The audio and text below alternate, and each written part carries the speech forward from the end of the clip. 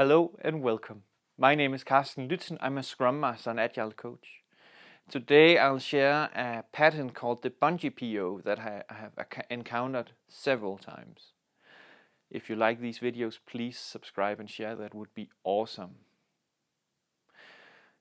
The term Bungie PO, I have seen it. I have not given it a name until I read this book from Roman Pichler, Agile Product Management with Scrum, creating products that customers love. And one of the patterns that he introduced here is the Bungie PO. And I've seen it many times, unfortunately. And it's actually interesting to see and dive into why this happens. In short, a Bungie PO is a PO that's only there during planning and sprint review, maybe even retrospective. But in the middle of our iteration, our sprint, the PO has gone, leaving everything up to the development team and the Scrum Master.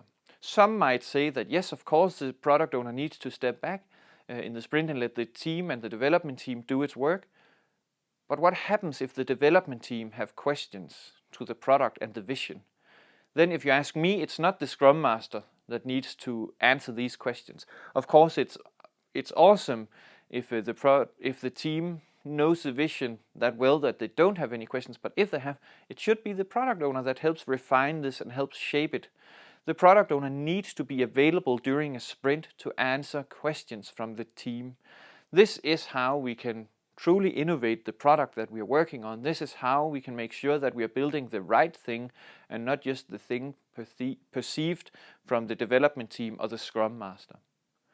But then, again and again, I see the product owners coming into planning, giving some feedback, and then disappearing, and then returning at sprint review.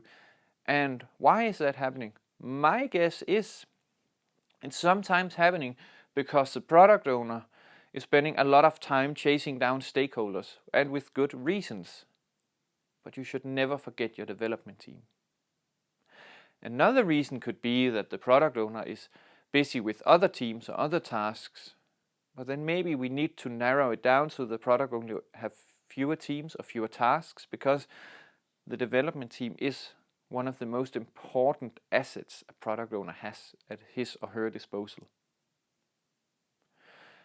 It can maybe also be that the product owner is just not right for the job. I know that that's a harsh thing to say, but sometimes that's just the case. If you're not willing to work with the developers or the development team on a daily basis, then maybe another role would be better. Because we want the interaction and the distance between all parts of this Scrum team to be as little as possible.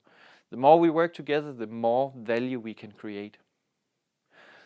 The more the product owner can evangelize the product vision, the better, the more buy-in we will get from the team, the more energy they will get, because they can see, why is this actually important? Why is this product the single most important thing since sliced bread? But we don't get that if the product owner is not there. The Scrum Master can, of course, and you see that often, try to fill in the void, answer questions as good as possible. But that comes at an expense. The Scrum Master is then not able to focus that much on making sure the team is well, that the team is actually improving, and we are removing impediments along the way. And signs of this is if we at a retrospective people are asking or highlighting, where is the product owner? What are the priorities? What are the vision that we are trying to go towards, and stuff like that. That is the situations where it's maybe because of a Bungie product owner. And the question to you would be, what anti-patterns do you see, and have you seen this also? And then, as always, please subscribe and share. That would be awesome. And comments, question, ideas, and feedback are more than welcome. Have a nice day.